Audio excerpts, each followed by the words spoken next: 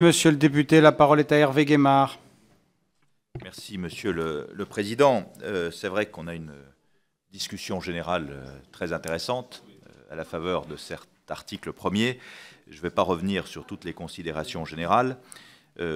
Quelques brèves remarques. La première pour dire que la question de la taille optimale, démographie, superficie, etc., est assez théorique. Je sais que nous avons les uns et les autres des opinions parfois différentes, mais je ne suis pas sûr que le découpage régional s'imposait en soi. C'est la première remarque. La deuxième remarque, à l'évidence, quand on redécoupe, on ne satisfait personne. J'imagine que c'était le cas en 1972 aussi, quand les régions ont été arrêtées. J'ajoute d'ailleurs, si on veut faire de l'histoire, qu'en 1960, quand il y a eu un précédent redécoupage qui n'était pas pour un établissement public régional, à l'époque, le projet du gouvernement était de mettre la Bourgogne et la Franche-Comté, et à l'époque, c'est Edgar Faure qui s'y était opposé, et Michel Debré, Premier ministre, avait voulu faire une fleur à Edgar Faure. C'est la raison pour laquelle on a eu les deux régions, Bourgogne et Franche-Comté. Donc moi, je comprends complètement ce que disent mes collègues, en particulier l'argumentation développée par Dominique Bussereau, parce qu'à partir du moment où on redécoupe, il faut regarder quels sont les pôles d'attraction des régions, et les pôles d'attraction principaux.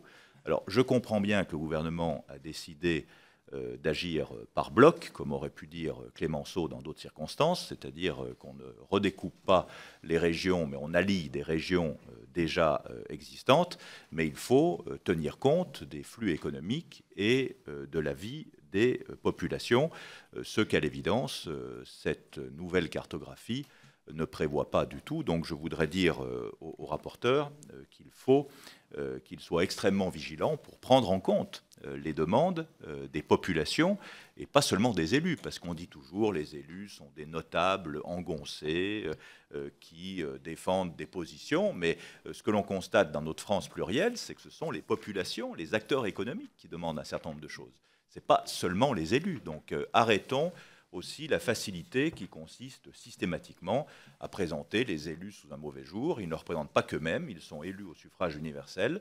Et puis il y a des forces économiques et sociales et syndicales qui s'expriment dans un sens qui n'est pas celui du redécoupage qui est proposé.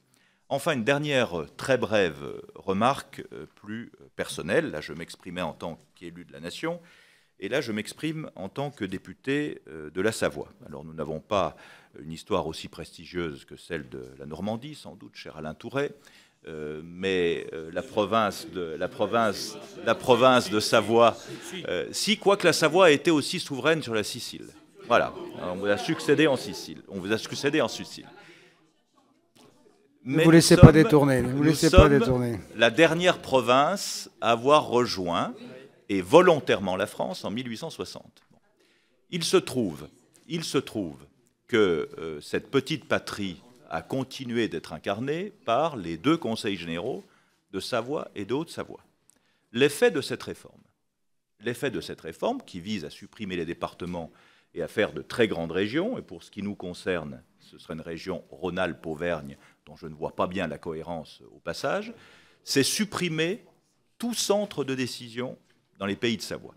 Et quand j'entendais Olivier Dussopt parler de la valorisation de la culture et des identités locales, moi je ne veux pas parler des groupes folkloriques ou des langues régionales, par ailleurs estimables. Je veux parler des centres de décision et de la capacité à décider économiquement. Et je dois dire que si on regarde les 50 ou 60 dernières années, dans les pays de Savoie, il y a eu des initiatives des élus départementaux et les maires qui n'auraient pas été prises depuis Lyon ou depuis Paris.